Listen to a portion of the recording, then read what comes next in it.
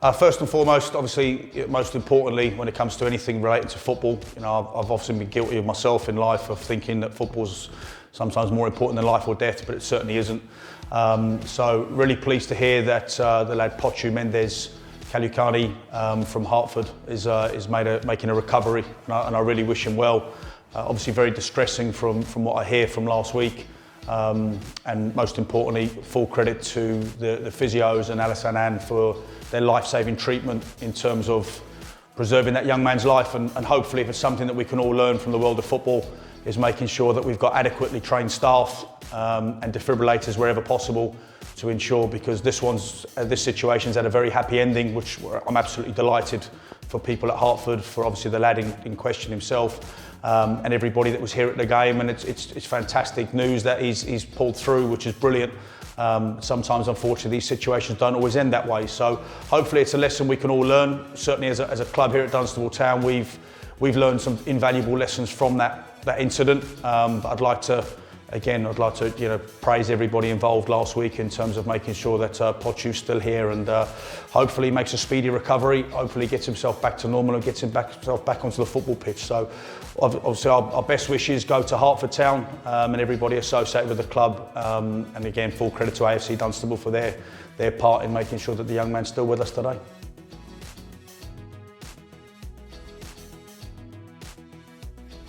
So on a happier note, a very happy note, obviously we're delighted to be in the next round of the Vase. I felt the game itself, it was a game I always felt we were in control of, to be honest. I never really felt we were in any real trouble. We dominated the ball.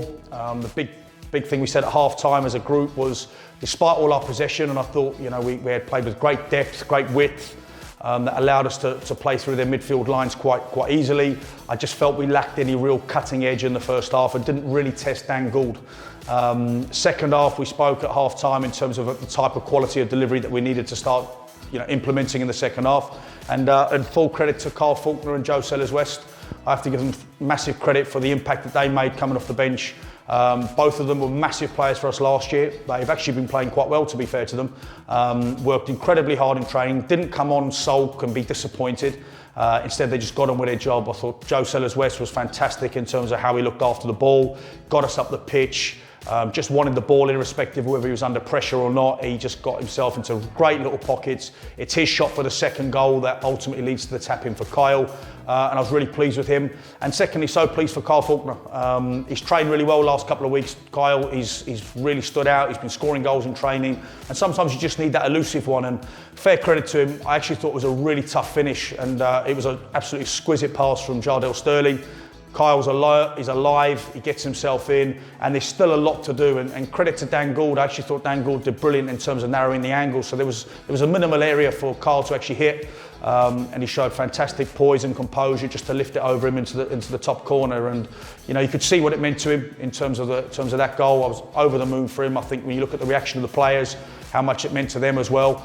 And then I've always felt we were then going to go on and hopefully extend our lead, which we did. And again, it's come from their strike from distance. Charlie Jones gets the ball, and shortly after, the ball's in the back of the net, and it's the first scruffy goal I've ever seen Carl Faulkner score, to be honest.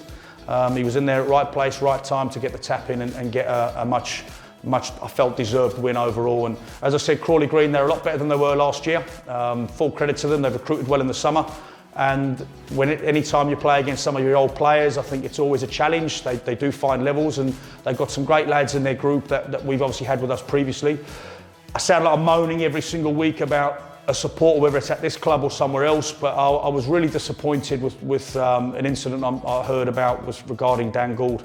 A throwaway comment. I don't know if you know what the comment was, but from bits I've heard, it wasn't a nice one towards Daniel. And what we must understand in terms of our supporters, I was the first one to jump up and down about some of the behaviour of the Potton United supporters earlier in the season, and I'm certainly not going to be guilty of hypocrisy or double standards. And the supporter in question, I'm really disappointed with. Daniel was a great service for this football club. He never let us down in terms of we kept him at a time when the club was bottom of the league.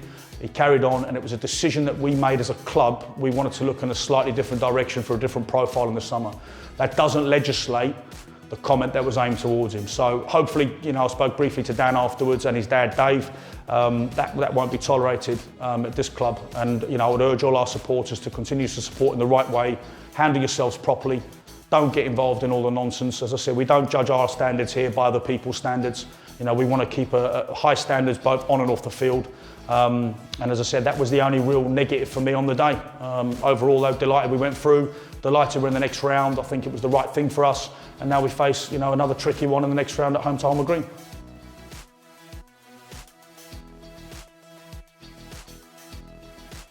Yes, a squad update. We've got more or less pretty much everybody available again for this weekend. We've got fitness tests to do over 1 or 2 just to see how they're going to be tonight. But again, we've got a healthy squad at the moment. It's a real selection headache, and I'm hopeful that's a selection headache that continues for the rest of the season, because every single time we pick an 11, there's always 5 or some cases 7 on the bench that are disappointed, and ultimately there's 7 or 8 at home that aren't in the 16. So for our perspective, I hope that's a situation that continues. Every player here is well aware. We've got some big players still to come back.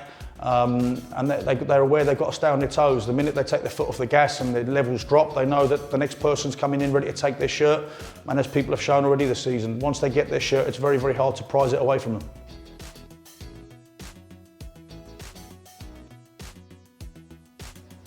Yeah, so every single week I keep saying it, another tough game, and this weekend will be no different. They have started this league season fantastically well, like us.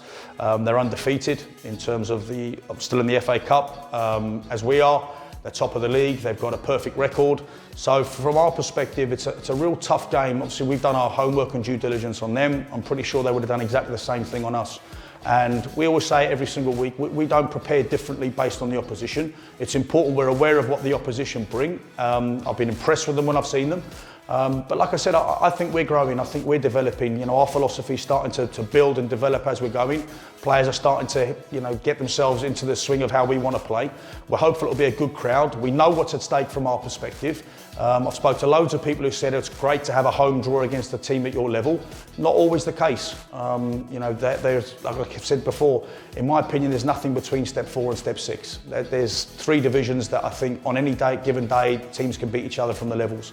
So it's nice to have obviously a home tie. Most important thing from my perspective is to make sure we're in the hat for the next round. We obviously play them a week on Saturday in the league, and I certainly don't want to be going there to play a replay on the Tuesday night and see them 3 times in a week. So we know what we've got to do. If we can replicate what we did last Sunday, we give ourselves a fantastic chance of being in the next round.